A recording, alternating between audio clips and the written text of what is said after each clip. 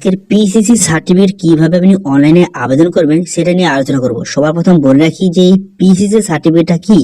তো PCC certificate হলো police clearance certificate.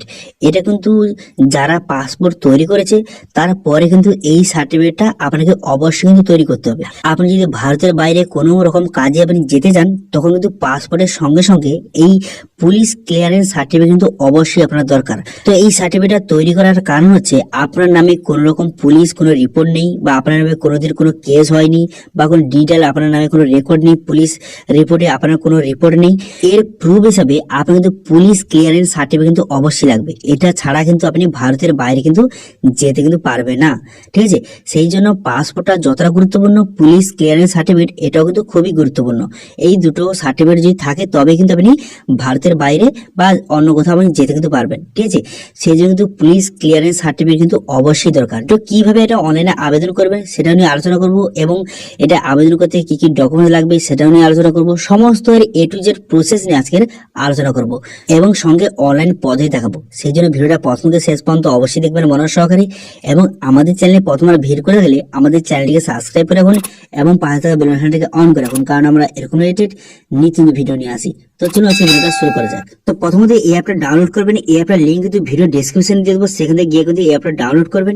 Download করে নেওয়ার পর তারপর এই অ্যাপটা আপনি ওপেন করবেন। ওপেন করার পর তারপর কিন্তু আপনার সামনে এমন কিন্তু ইন্টারফেস ওপেন হয়ে যাবে, এবং দেখতে পাচ্ছেন এখানে বিভিন্ন রকম অপশন কিন্তু আপনার সামনে শো হয়ে গেছে। এরপর যদি আপনি নতুন হয়ে থাকেন তাহলে কি করবেন, এখানে দেখতে পাচ্ছেন নিউ ইউজার রেজিস্টার, এই অপশন আপনি ক্লিক করবেন।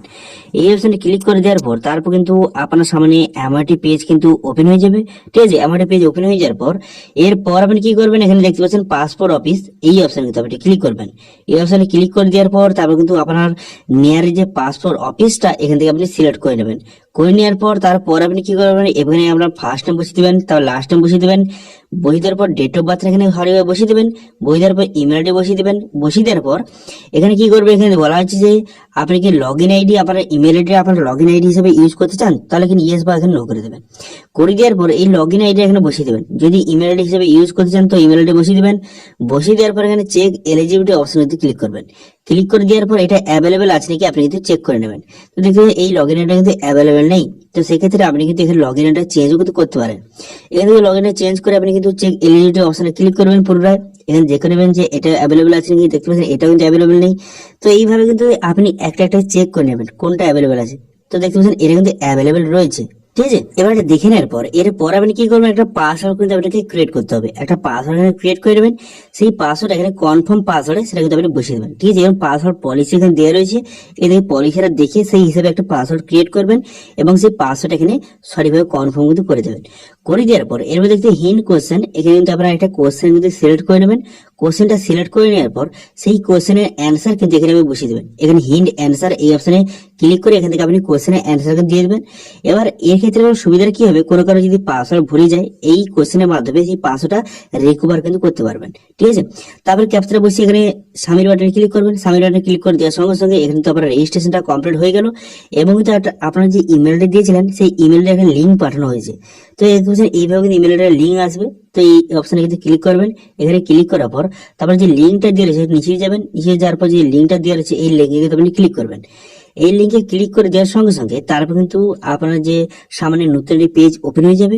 হয়ে যাওয়ার পর যেটা আপনি লগ ইন আইডি হিসেবে ইউজ করেছিলেন বা লগ ইন আইডি আপনি দিয়েছিলেন সেই লগ ইন আইডিটা এখানে আপনি বসিয়ে নেবেন। সেই লগ ইন আইডিটা এখানে বসিয়ে নেওয়ার পর তারপর আপনি কি করবেন, তারপর এখানে সাবমিট বাটনে ক্লিক করবেন, ঠিক আছে। লগ ইনটা বসিয়ে দেওয়ার পর সাবমিট বাটনে ক্লিক করার সঙ্গে সঙ্গে আপনার কিন্তু ইমেল আইডিটা ভেরিফাই কিন্তু হয়ে যাবে, ঠিক আছে। তো দেখতে পাচ্ছেন এখানে ভেরিফাই কিন্তু হয়ে গেল ইমেল আইডিটা। এবার ভেরিফাই হয়ে যাওয়ার পর এরপর আপনি কি করবেন, এরপর কিন্তু পুনরায় কিন্তু আপনি এই অপশনে চলে আসবেন। এই চলে আসার পর এবং কিন্তু ইউজার লগ ইন অপশনে কিন্তু ক্লিক করবেন। এই লগ ইন অপশনে ক্লিক করার পর তারপর কিন্তু আপনার সামনে এমআরটি পেজ ওপেন হয়ে যাবে। হয়ে যাওয়ার পর এবং কিন্তু লগ ইন আইডি আপনার কিন্তু লগ ইন আইডি এখানে বসিয়ে নেবেন। আপনার লগ ইন আইডিটা বসিয়ে নেওয়ার পর এবার কিন্তু কন্টিনিউ বাটনে কিন্তু ক্লিক করবেন, ঠিক আছে। কন্টিনিউ বাটনে আপনি ক্লিক করবেন। কন্টিনিউ বাটনে ক্লিক করার পর তারপর কিন্তু অনেক সময় এরকম এরর দেখায়, আপনি কিন্তু এক দুবার ট্রাই করবেন, আপনার কিন্তু হয়ে যাবে। তারপর যে পাসওয়ার্ডটা দিয়েছিলেন সেই পাসওয়ার্ডটা বসিয়ে নেবেন। এখানে পাসওয়ার্ডটা সঠিকভাবে বসিয়ে নেওয়ার পর এরপর আপনি কি করবেন, এরপর ক্যাপচা বসিয়ে এখানে সাবমিট বাটনে কিন্তু ক্লিক করে দেবেন। সাবমিট বাটনে ক্লিক করে দেওয়ার সঙ্গে সঙ্গে আপনার সামনে তিনটি অপশন কিন্তু খুলে যাবে।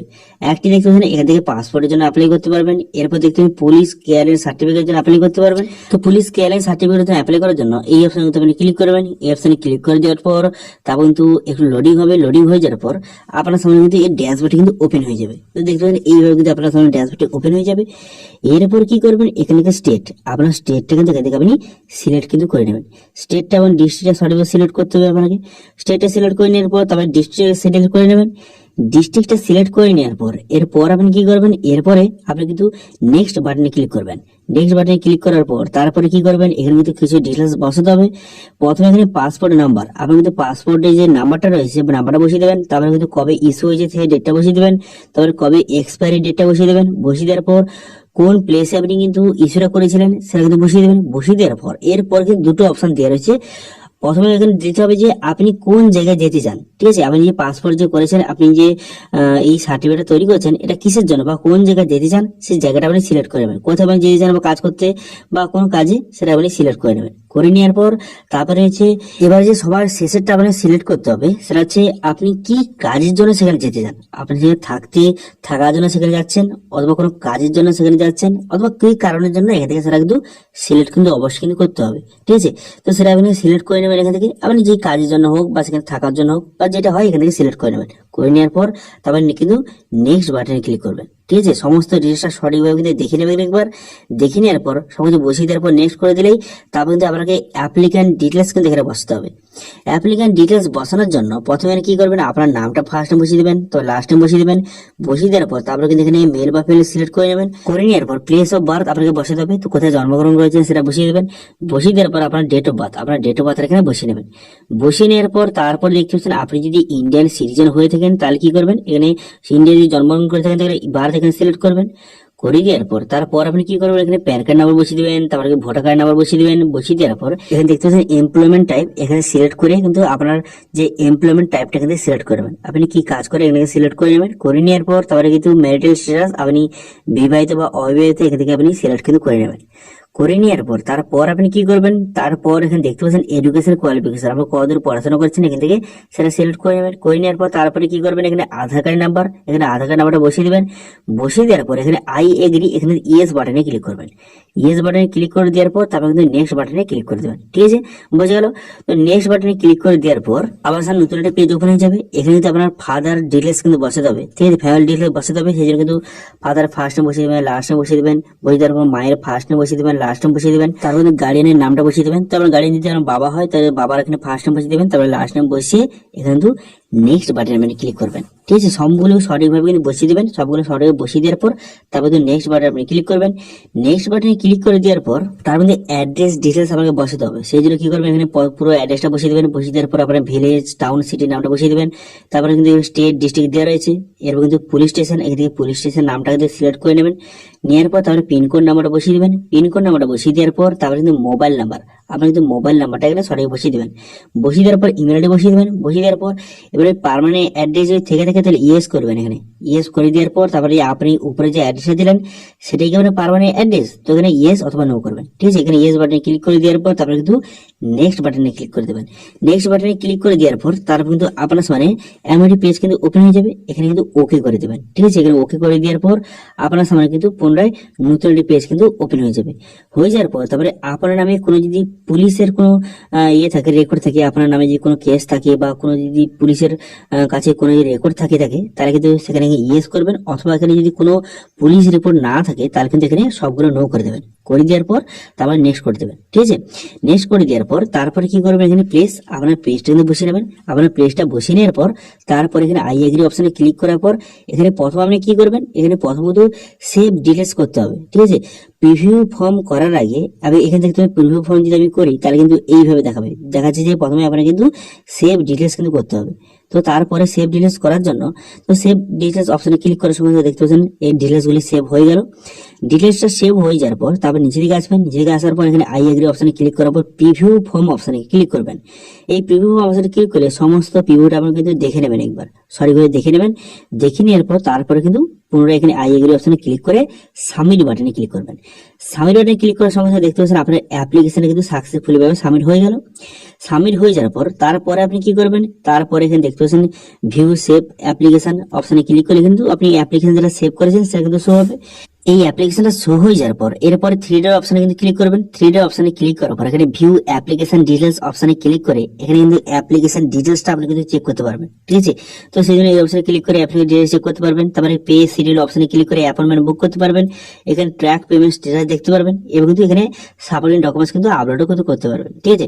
তো প্রথমে আপনাদের বলে দিই, প্রথমে এখানে আপনাকে কিন্তু শিডিউল কিন্তু বুক করতে হবে, ঠিক আছে। পে অ্যান্ড শিডিউল অ্যাপয়েন্টমেন্ট এই অপশনে আপনি ক্লিক করবেন। এই অপশনে ক্লিক করে দেওয়ার পর তারপর কিন্তু আপনার সামনে দুটো অপশন খুলে যাবে। যদি আপনি অনলাইনে পেমেন্ট করতে চান তো প্রথম অপশন সিলেক্ট করবেন, এখানে net banking, debit card, credit card, UPI এই অপশনতে আপনি ক্লিক করবেন। এখানে ক্লিক করে দেওয়ার পর তারপরে কিন্তু আপনার সামনে নতুন একটি পেজ কিন্তু ওপেন হয়ে যাবে, একটু লোডিং হবে। লোডিং হয়ে যাওয়ার পর এরপর এখানে ওকে আন্ডারস্ট্যান্ড অপশনে ক্লিক করবেন। ক্লিক করে দেওয়ার পর তারপর নেক্সট বাটনে ক্লিক করবেন। নেক্সট বাটনে ক্লিক করে দেওয়ার পর তারপর এখানে আপনার যে কোথায় অ্যাপয়েন্টমেন্ট নেবেন তার কিন্তু কবে অ্যাভেলেবেল আছে, কোন ডেটে অ্যাভেলেবেল আছে, এখানে কিন্তু ডিটেলসটা শো হয়ে যাবে। এখান থেকে পুরোটা দেখে নেওয়ার পর নেক্সট করে দেবেন। নেক্সট করে দেওয়ার পর এখানে লোকেশন সিলেক্ট করবেন। তো আপনি যে নিয়ারেস্ট যে লোকেশনটা সেটা কিন্তু আপনি সিলেক্ট করবেন। যে পাসপোর্ট সেবা কেন্দ্র, যে আপনার যেই পাসপোর্ট সেবা কেন্দ্র যেতে চান সেই নিয়ারেস্ট লোকেশনটা আপনি এখান থেকে সিলেক্ট করে নেবেন। করে নেওয়ার পর ক্যাপচারা বসাবেন। ক্যাপচারা বসিয়ে দেওয়ার পর এখানে কিন্তু নেক্সট বাটনে ক্লিক করবেন।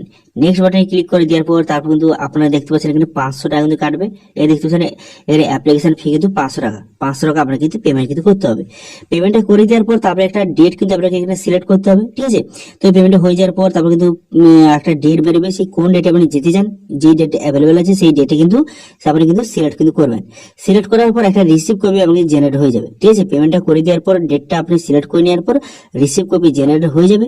রিসিভ করে জেনারেট হয়ে যাওয়ার পর সেটা কিন্তু আপনি প্রিন্ট আউট কিন্তু অবশ্যই করে নেবেন। সেই প্রিন্ট আউট কিন্তু আপনাকে সেই পাসপোর্ট কেন্দ্রে কিন্তু আপনাকে নিয়ে যেতে হবে, ঠিক আছে। এই কথা কিন্তু মনে রাখবেন। তো সেই যে প্রিন্টটা আপনি অরিজিনাল কিন্তু আপনি প্রিন্ট আউট করে নেবেন। করে নেওয়ার পর এবারে কি কি ডকুমেন্টস লাগবে এটা কিন্তু সবাই কিন্তু বলছিল যে এখানে আপনি যে পিসিসি সার্টিফিকেট যে আপনি অ্যাপ্লাই করবেন এর জন্য কি কি ডকুমেন্টস সেখানে নিয়ে যেতে হবে। দেখুন, আপনি যখন পাসপোর্ট তৈরি করেছিলেন তখন যেই সব ডকুমেন্টসগুলি লেগেছিল এখন কিন্তু সেম একই ডকুমেন্টসগুলি সেখানে লাগবে, ঠিক আছে। সবগুলো অরিজিনাল ডকুমেন্টস লাগবে। যেমন আপনি যে এখানে অ্যাপ্লাই করার পরে যে রিসিভ কপিটা এটা নিয়ে যাবেন এবং সঙ্গে আপনার Aadhaar card, PAN card, voter card, জন্ম সার্টিফিকেট এবং আপনার যে এডুকেশন কোয়ালিফিকেশন দিয়েছিলেন সেই যে এডুকেশন কোয়ালিফিকেশন তার যে সার্টিফিকেটটা সেটা নিয়ে যাবেন এবং সঙ্গে কিন্তু আপনার বাবা এবং আপনার মায়ের কিন্তু আধার কার্ডটা সঙ্গে নিয়ে যাবেন এবং সঙ্গে কিন্তু অবশ্যই অরিজিনাল যে পাসপোর্টটা সেটা কিন্তু নিয়ে যেতে হবে, ঠিক আছে। এই সমস্ত অরিজিনাল ডকুমেন্ট সেখানে নিয়ে যাবেন। নিয়ে কিন্তু সেখানে আপনাকে ভেরিফিকেশন করবে, ঠিক আছে। সমস্ত ডকুমেন্ট নিয়ে গেলে সেখানে কিন্তু ভেরিফিকেশন করবে। ভেরিফিকেশন করে যাওয়ার পর তারপর কিন্তু আপনাকে বাড়ি চলে আসতে হবে। করে যাব সেই যে ডকুমেন্টসগুলি সেগুলো কিন্তু পুলিশের কাছে তারা পাঠিয়ে দেবে। পাঠিয়ে দেওয়ার পর তারপরে কিন্তু 72 ঘন্টা বা একদিন থেকে 2 দিন বা 3 দিনের মধ্যে আপনার কিন্তু পুলিশের কাছ থেকে আপনার কিন্তু কল আসবে।